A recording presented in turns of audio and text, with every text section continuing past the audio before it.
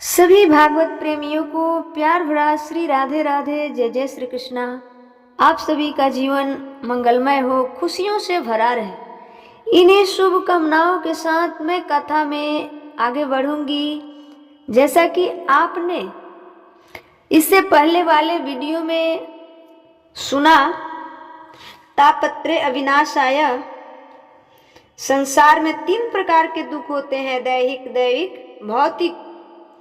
और दैहिक, दैविक, भौतिक तापा, राम राजू काहू नहीं व्यापा।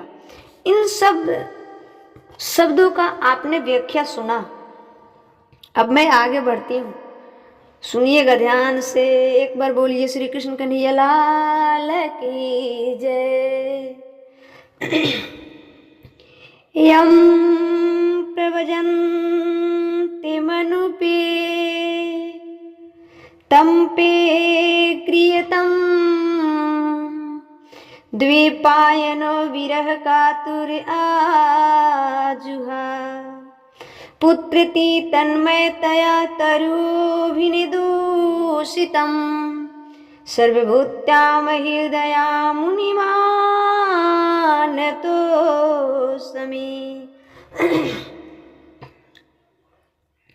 मुनिमानतोऽस्मि।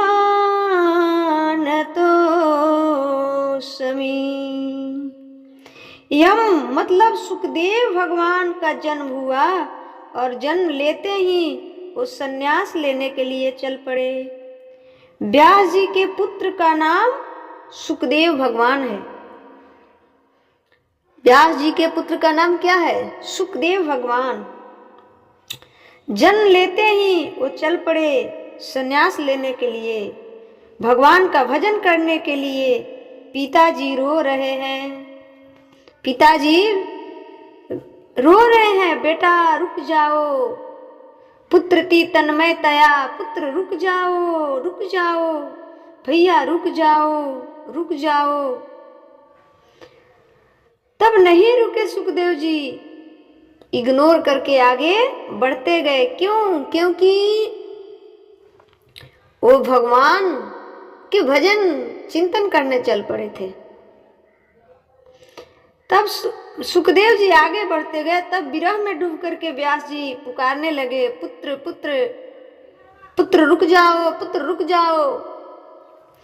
यहाँ एक मैसेज मिलता है कि यदि आप भगवान की भक्ति की तरफ बढ़ रहे हैं तो आपके पिता ही क्यों ना हो, आपके माता ही क्यों ना हो, उनके वचनों को ना सुनकर भगवान की तरफ निसंकोच बढ़िए। इसमें कोई पुण्य पाप की बात नहीं है, क्योंकि ये सब बाधाएं हैं, रुकावट है, ये बंधन है कि ये पिता है, ये माता है, ये है, वो है। इस बंधन से जब हम सब निकलना चाहते हैं ना, तो ये सब माया है जो घेरता है। लेकिन यदि इसके पीछे फिर मुड़ गए तो भगवान से हम दूर हो जाएंगे, भगवान हमारा असली लक्ष्य छूट जाएगा। इसलिए सुखदेव भगवान एक भी नहीं सुने व्यास जी के, वो चल पड़े। व्यास जी पुकारने लगे व्याकुल होकर के, पुत्र पुत्र रुक जाओ, पुत्र रुक जाओ।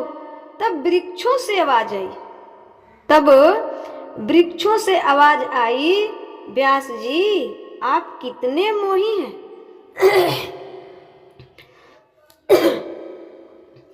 व्यास जी आप कितने मोही हैं, पुत्र के पीछे दौड़ रहे हैं। हमारे तो पुत्र फल होता है। ये जो वृक्ष होता है ना, वह भी हमारा शिक्षा गुरु है। उससे भी हमें शिक्षा लेनी चाहिए कि वो कितने मेहनत से फलता है, फल उगता है, फलता है, खिलता है, और उसका फल स्वयं दूसरों को समर्पित कर देता है। वृक्ष कभी अपना फल खाता है? नहीं खाता है। तो वृक्ष ने आवाज लगाई व्यास जी से कि व्यास जी आप कितने पुत्र मोही हो कि पुत्र के पीछे दौड़ रहे हो। हमारे पुत्र तो फल होता है, लोग उठाकर ले जाते हैं। हम तो किसी से भी नहीं कहते कि हमारे बच्चे को कहाँ ले जा रहे हो। हम किसी से कभी नहीं कहते कि हमारे बच्चे को काहे खा रहे हो। हमारे अंदर भी इतना त्याग है, और आप इतने ज्ञानी होकर बच्चे के मुंह के पीछे भाग रहे हैं। आप इतने ज्ञानी होकर बच्चे के मुंह के पीछे भाग रहे हैं। तब वहां कुछ देवांगनाएं स्नान कर रही थी निर्वस्त्र होकर। सुखदेव जी को देखकर उन्होंने वस्त्र नहीं पहने, जबकि व्यास जी को देखकर जल्दी से उसने अपने शरीर को ढक लिया। व्यास जी ने कहा कि जब मेरा जवान बेटा गया तुम्हें लज्जा नहीं आई और मुझ बूढ़े को देखकर लज्जित होती हो? मुझे बूढ़े को देखकर लज्जित होती हो? तब उन कन्याओं ने कहा, महाराज आपके पुत्र के तो ये ज्ञान ही नहीं है कि स्त्री और पुरुष में अंतर क्या है। सुखदेव भगवान इतने भोले भाले थे, इतने कि उसे ये पता नहीं था कि पुरुष और स्त्री में अंतर क्या है। तो कन्याएं कहती हैं व्यास जी से कि आपके पुत्र के तो ये ज्ञान ही नहीं है कि स्त्री और पुरुष में अंतर क्या है, जबकि आपको तो भली भांति ज्ञान है कि स्त्री पुरुष में भेद क्या है। इसलिए आपको देखकर लज्जा है, पर आपके पुत्र को देखकर लज्जा नहीं है। तब व्यास जी समझ गए कि मेरा बेटा इस धरती पर एकलौता ऐसा बेटा है जिसने काम और क्रोध को जीत लिया है। क्या किया है? काम और क्रोध को जीत लिया है। ब्रह्मा जी की बनाई इस सृष्टि में सिर्फ सुखदेव भगवान ऐसे हैं जिन्होंने काम और क्रोध को पूर्ण रूप से जीत रखा है, जिन्हें काम ने क्रोध ने बिल्कुल परेशान कभी नहीं किया। कौन है ये? दत्ताभद्रे भगवान व्यास पुत्रो, भगवान ही व्यास पुत्र के रूप में प्रकट हो गए। एक बार बोलिए श्री कृष्ण कन्हैया लाल की जय, सच्चिदानंद भगवान की जय। ऐसे सुखदेव भगवान को हम नमस्कार करते हैं। अब शौनक जी सभी सनकादि ऋषि नैमी सारण में बैठे हैं।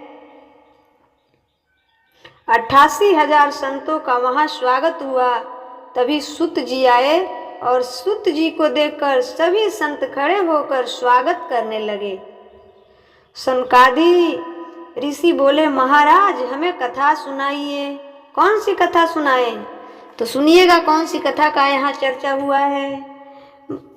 भक्ति ज्ञान वैराग्य आप तो विवेको वर्ध्यते महान माया, मोह निराश्चै वैष्णवी क्रियते कथम।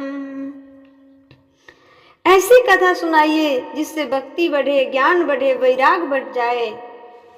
शौनक जी बोल रहे हैं। सूत जी ने कहा, ऐसी कथा क्यों सुनना चाहते हैं? तब शौनक जी ने कहा, ये घोर कलयुगे परायुज्यु सच्चा सुरताम गतम। आज इस कलयुग में प्रायः करके आसुरी वृत्ति के लोग हो गए हैं, इसलिए हमें कथा सुनाइए जिससे लोगों का आसुरीपन समाप्त हो जाए। हमें ऐसी कथा सुनाइए कि ठीक है। कृष्ण प्राप्ति कर्म शाश्वते साधनम त्वते धना। हमें कृष्ण की प्राप्ति का कोई साधन बता दीजिए। और हम सब किसी के पास जाते हैं तो क्या मांगते हैं कि हमारे बहू को एक बेटा हो जाए, हमारे बेटी की विवाह बढ़िया घर में हो जाए, हमारे बेटे का रिश्ता बढ़िया घर में हो जाए, हमें ये संपत्ति मिल जाए, हमें ये दुकान मिल जाए, हमें ये प्रतिष्ठा मिल जाए, ये नौकरी मिल जाए। लेकिन यहाँ वो सब बात नहीं है। यहाँ जन कल्याण की बात हो रही है। यहाँ क्या हो रही है? जन कल्याण की बात हो रही है, क्योंकि क्या बोले यहाँ, क्या बोले हैं कि मतलब ऐसी कथा सुनाइए जिस कथा को हम तो सुने और दूसरा कोई भी सुने तो उसका आसुरीपन समाप्त हो जाए। कृष्ण प्राप्ति कर्म शाश्वत साधनम त्वदधना, हमें कृष्ण की प्राप्ति का कोई साधन बता दीजिए। अच्छा एक बात बताओ, आपको यदि कृष्ण प्राप्ति करनी है तो आज के युग में कृष्ण की प्राप्ति का साधन क्या है? क्या है? क्या आप लोग बताएंगे? आज भागवत प्राप्ति का साधन क्या है? केवल भगवान की कथा। इसलिए कथा निरंतर सुनते रहिए, सुनते रहिए, सुनते रहिए। एक कथा ही ऐसी है जो आपको भगवान से जोड़ने वाली है, भगवान तक पहुंचाने वाली है। इसलिए केवल कथा, अपने आप को कथा में समर्पित कर दो और कह दो कि प्रभु अब तो जीवन आपके ही हवाले है और आपके ही भरोसे है, जीवन है तेरे हवाले। हमारे अंदर चाहे कितनी भी बुराइयां हो, एक मैं प्रश्न करना चाहूंगी यहाँ कि यदि किसी घड़े में मिट्टी का जो घड़ा होता है ना, आप लोग देखे होंगे, तो किसी घड़े में यदि 9 गो छेद है तो उसमें पानी भरने के लिए क्या करना पड़ेगा? उसमें पानी भरने के लिए क्या करना पड़ेगा कि पानी भरे उसमें? कोई आप सभी के पास उपाय हो? नहीं है।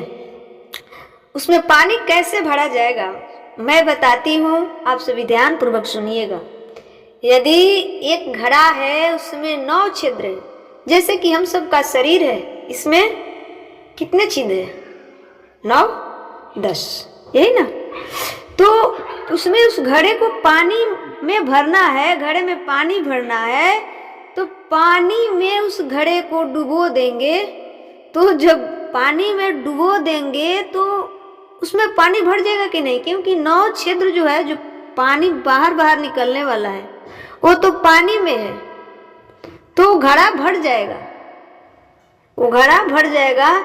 उसी प्रकार जब हम नित्य निरंतर कथा का स्मरण करने लग जाएंगे, नित्य निरंतर भगवान की नामों का चिंतन जाप करने लग जाएंगे, तो जो हमारी कमियां है, असुरापन है, दुष्टई है, वो क्या हो जाएगा? धीरे धीरे धीरे समाप्त की तरफ बढ़ जाएगी और भगवान के प्रति प्रेम हो जाएगा। और भगवान से जब प्रेम हो जाएगा तो ये संसार की तुच्छ आनंद तो छोड़ ही दो, आनंद का खजाना मिल जाएगा। इसलिए ये सब संभव तभी है जब हम कथा से अपने आप को जोड़े रहेंगे, तब। नहीं तो ये आपका हमारा सब किसी का मन इतना चंचल है कि आज सुने और फिर यहाँ से उठे, फिर दूसरा चीज देखे, सुने, फिर उसमें मस्त हो जाएंगे। ये मन बड़ा चंचल है, ये बड़ा परेशान करता है। इसलिए इस मन को शांत करने के लिए केवल व केवल एक ही रास्ता है। इस मन को भगवान के प्रति समर्पण करने के लिए, भगवान से रिश्ते जोड़ने के लिए एक ही रास्ता है कि नित्य निरंतर कथा सुने और हृदय में नाम जाप चलता रहे। दूसरा कोई साधन नहीं हो सकता है। और इस कलिकाल में जग तप करने की तो जरूरत ही नहीं है, सिर्फ नाम चिंतन से ही भवसागर पार किया जा सकता है। बड़ा सरल साधन है ये इस कलयुग में, और दूसरा किसी युग में ऐसा इतना सरल साधन नहीं है। यदि कलयुग में भगवान को प्राप्त नहीं कर सके तो फिर दूसरे युग में प्राप्त करना मुश्किल है। इसलिए नित्य निरंतर कथाओं से बने रहिए और अपने आप को भगवान के चरणों में समर्पण कर दीजिए और भगवान से बोल दीजिए कि ये जीवन है तेरे हवाले। अब जो है भगवान के हवाले, बची जिंदगी है वह भगवान की ही है। बस यही कामना करो, सब ठीक हो जाएगा। ये जीवन है तेरे हवाले मुरलिया वाले, ये जीवन है तेरे हवाले मुरलिया वाले। बाके सवरिया प्यारे बाके मुरलिया वाले, ये जीवन है तेरे हवाले मुरलिया वाले। जो जीवन समर्पित करना चाहता है ना, भाव से जड़ा झूमते हुए इस भजन को सुने और गाएं। ये जीवन है तेरे हवाले मुरलिया वाले, बाके सवरिया प्यारे मेरे मुरलिया वाले, मेरे सवरिया प्यारे मेरे मुरलिया वाले। ये जीवन है तेरे हवाले मुरलिया वाले। हमें कठपुतली तेरे हाथ के, हमें कठपुतली तेरे हाथ के, चाहे तू जैसे नचा ले मुरलिया वाले। ये जीवन है तेरे हवाले मुरलिया वाले। हम हैं बंसी तेरे अधरे की, हम हैं बंसी तेरे अधरे की, चाहे तू जैसे बजा ले मुरलिया वाले। ये जीवन है तेरे हवाले मुरलिया वाले। तुम्हें हो स्वामी हम हैं सेवक, तुम्हें हो स्वामी हम हैं सेवक। चाहे तो पार लगा दे मुरलिया वाले। जीवन है तेरे हवाले मुरलिया वाले। हम तो आपके हाथ की कठपुतली, चाहे तू जैसे नचा ले मुरलिया वाले। हम भगवान के अधीन हैं, हम तो आपके अधीन हैं, भगवान के अधीन हैं। सभी नचावत राम गोसाई, सबको नचाने वाले कौन है मेरी माँ? भगवान। इसलिए नाचते रहो। किसके अधीन? भगवान के अधीन होकर। अपने मन को ना करो। अच्छा, हमारे और आपके आज परेशानी क्यों है?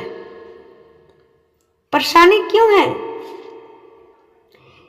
इसलिए भी है क्योंकि हम अपनी मन की चला रहे हैं। आपके मन की होना ही नहीं है। वही है सोई जो राम रचि रखा। जब तुम्हारे मन की होनी ही नहीं है तो काहे अपना मन लगावे, काहे अपना मन चलाएं? अपना मन भगवान में लगा दो। फिर जो भगवान की मन की जो होगी सो होगी। हम कर्म करें, बाकी आगे हर इच्छा भावी बलवाना।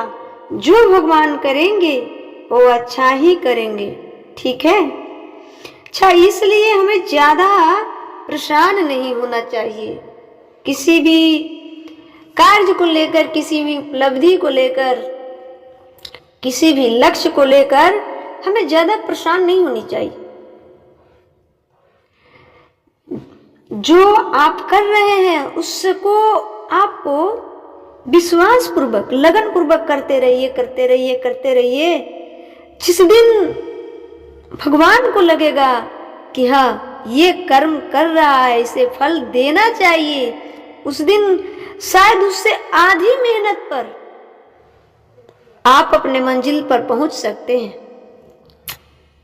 निराश होकर पीछे हट जाना ही हम सबका मूर्खता है। हम लोग मूर्ख हैं कि थोड़ा सा किसी भी काम को करते हैं, उसमें यदि सफलता नहीं मिलती है तो हम लोग पीछे हटने लग जाते हैं, डीमोटिवेट हो जाते हैं कि ये हमसे होने वाला नहीं है, हमारा भाग बड़ा खराब है।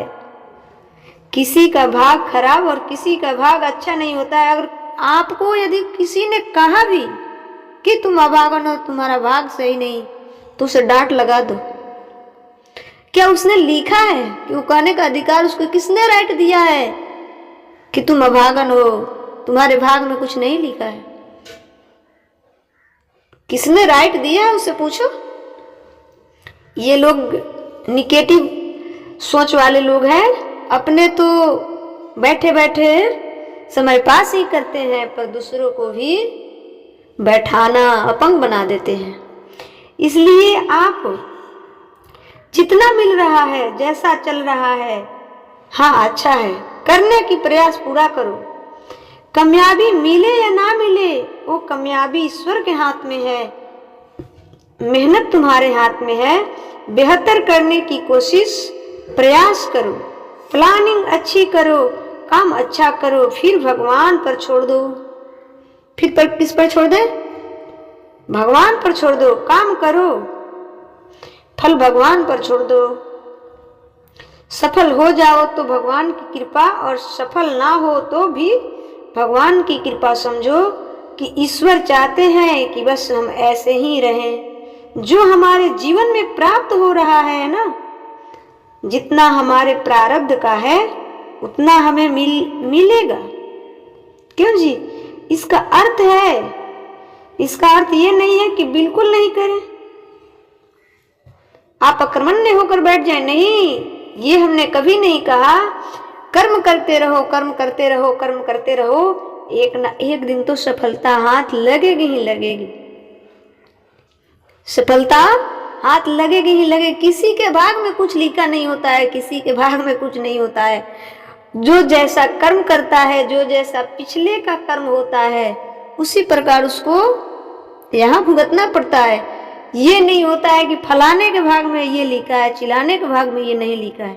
तुम कर्म तो करो, तुम तो कर्म करो। कर्म नहीं करोगे, फलाने के भाग में लिखा है, चिल्लाने के भाग में लिखा है, ये चिल्लाने से कोई फायदा नहीं है।